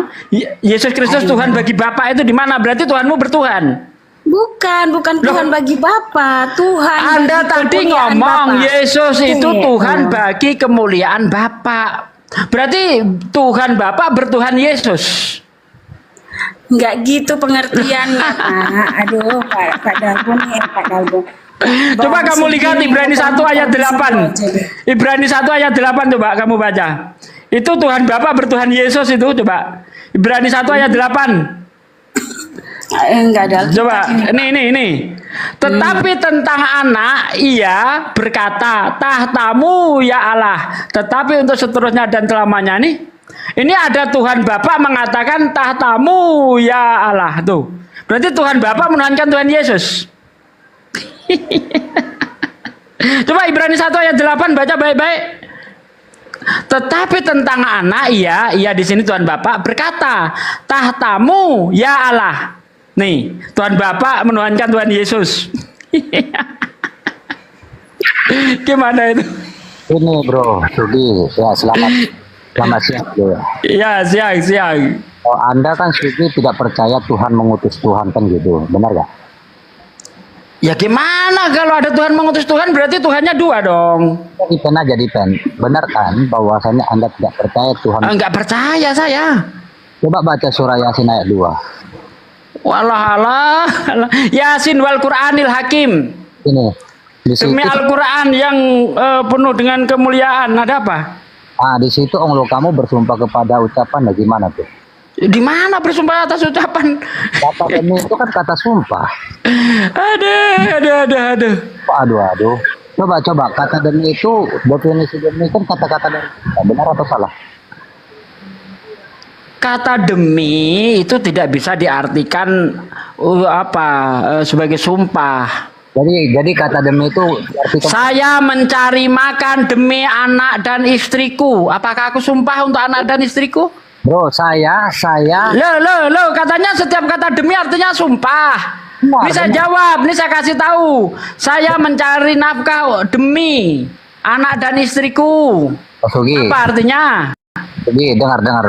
Saya mencari makan dan saya bersumpah mencari makan kepada anak. Lah, kata siapa harus pakai sumpah? Itu tambah-tambah itu.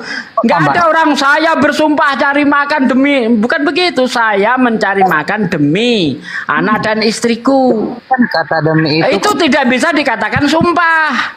Jadi apa? Contohnya gini, Rasulullah. Untuk demi itu untuk kesejahteraan. Begini Bang Sugi, saya demi beda jiwaku di tangannya. Itu nggak kata sumpah. Oh bukan. Itu bentuk pengabdian.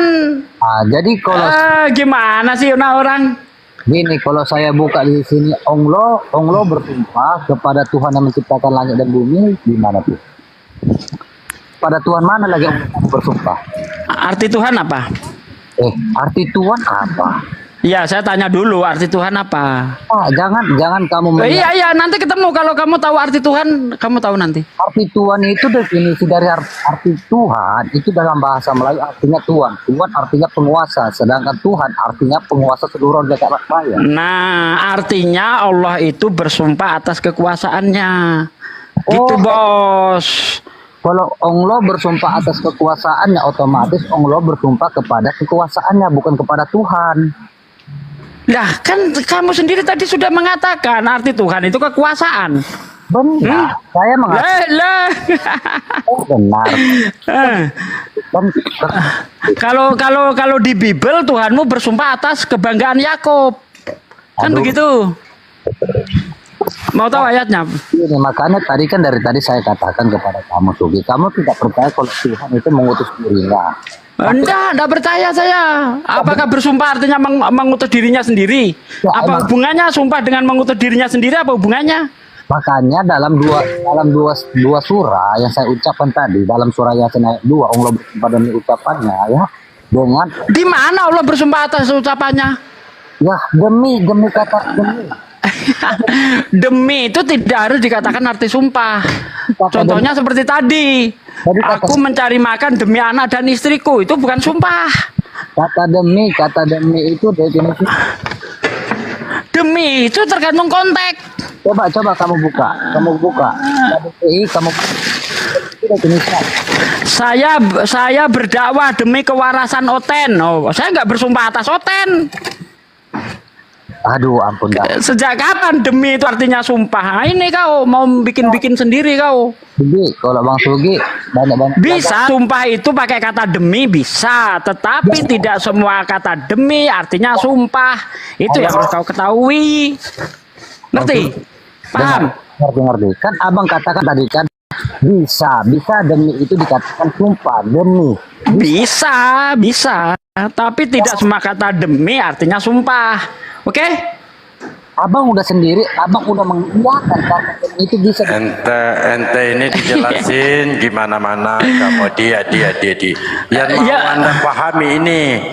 Dan itulah sebabnya ya Tuhan mendatangkan kesesatan atas mereka yang menyebabkan mereka percaya akan dusta. Ini kalau menampilkan data-data seperti ini Pak, apa mereka menyebabkan tersesat? Karena dari perkataan dusta. Siapa yang berkata dusta? Ini Kakanda Paulus. Apa kata Kakanda Paulus di dalam Roma 3 nomor 7? Tetapi jika kebenaran Tuhan oleh dustaku,